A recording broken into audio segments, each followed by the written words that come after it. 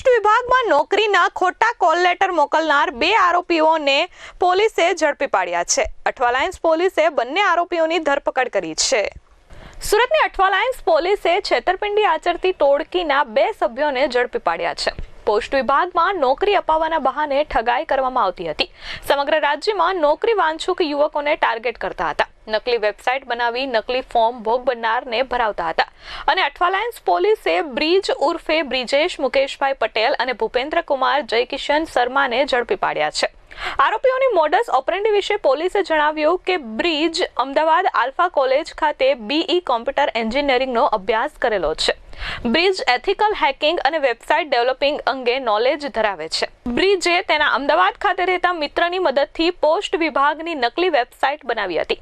આરોપી ભૂપેન્દ્ર કુમાર નોકરી શોધતા લોકોને શોધતો હતો. બંને આરોપીઓ ગૂગલ વેબસાઇટમાં સર્ચ એન્જિન પર ઉપલબ્ધ પોસ્ટ વિભાગના નોકરી મેળવવાના ફોર્મની નકલો ભોગ બનનારને આપતા હતા. નોકરી મેળવવા લોકો પાસે ફોર્મ ભરાવી પોસ્ટની વેબસાઇટ જેવો પોર્ટલ બનાવતા હતા. પોર્ટલ પર ખોટી ઊભી કરેલી પરીક્ષાઓ લઈ તમામને ખોટા કોલ લેટર ઇસ્યુ કર્યા હતા. નવસારી જિલ્લાના ઉગત ગામની સહકારી મંડળીના ચોરી છુપીથી એક્સેસ મેળવ્યા હતા અને તેમના SMS હેડરનો ઉપયોગ કરી ખોટા મેસેજ જનરેટ કરી ભોગ બનનારને નોકરી અપાવશે તેવો ભરોસો આપતા હતા.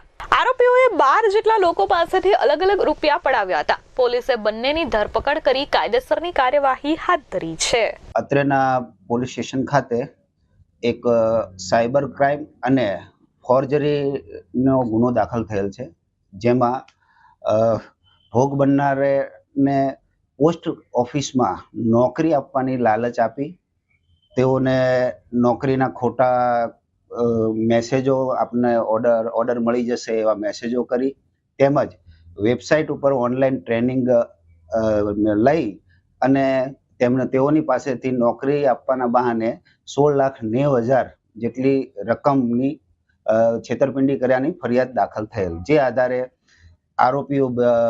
બે આરોપીઓ છે હાલ, બ્રિજ અને ભૂપેન્દ્ર.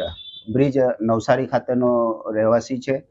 તે BE ઇલેક્ટ્રોનિક કરેલું છે. તેણે પોતે સોફ્ટવેર એન્જિનિયર છે, વેબસાઇટ ડેવલપિંગનું પણ કામ કરે છે અને અગાઉ તે ઉગત સેવા સહકારી મંડળી નવસારી ખાતે કોન્ટ્રાક્ટ બેઝ ઉપર સેવા આપતો અને ત્યાં સર્વર મેનેજમેન્ટનું કામ કરતો હતો, જેથી તે ત્યાંની તમામ કાર્યવાહીથી વાકેફ હતો.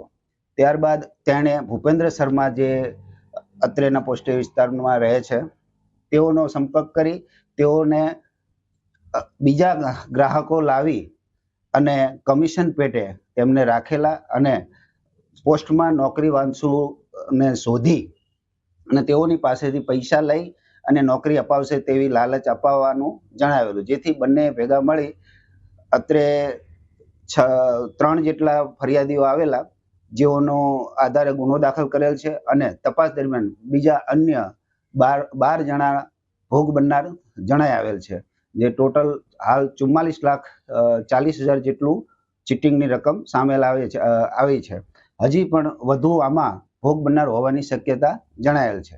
આ લોકોની એમો એવી છે કે લોકોને પહેલા તો નોકરી વાંચુને બોલાવી તેઓની પાસેથી ડોક્યુમેન્ટ લઈ તેઓને સમજાવવા કે ભાઈ આ રીતે અમે અમારી બહુ મોટા અધિકારીઓ જોડે પોસ્ટમાં ઓળખાણ છે અને અમારી ઓળખાણ થકી તમને નોકરી તુરંત મળી જશે અને તેઓને પ્રોસેસ સમજાવતા કે ઓનલાઈન એક્ઝામ થશે, ટ્રેનિંગ થશે, તમને રેગ્યુલર મેસેજ એના આવશે, તમને ખ્યાલ આવી જશે કે ભાઈ અમે અમારી ઓળખાણ છે એટલે તમે પાસ થઈ જશો અને તમને નોકરી 100% મળી જશે. જે વિશ્વાસ અપાવવા માટે તેઓ ઉગત સેવા સહકારી મંડળીનું જે બલ્ક મેસેન્જરનું સોફ્ટવેર છે તેનો એનીડેસ્કથી ઉપયોગ કરી અને બ્રિજ જે આરોપી છે BE ઇલેક્ટ્રોનિક થયેલો, તે પોતે પોતાના લેપટોપથી એનીડેસ્કથી તેનો એક્સેસ મેળવી અને બલ્કમાં મેસેજ કરતો અને એમાં લખતો કે ગુજ પોસ્ટમાં આપની નોકરી, આપનો ઓર્ડર થઈ ગયેલ છે વગેરે અલગ અલગ સમયે વિશ્વાસ અપાવવા માટે મેસેજ સેન્ડ કરતો. Bureau report S24 news, Surat.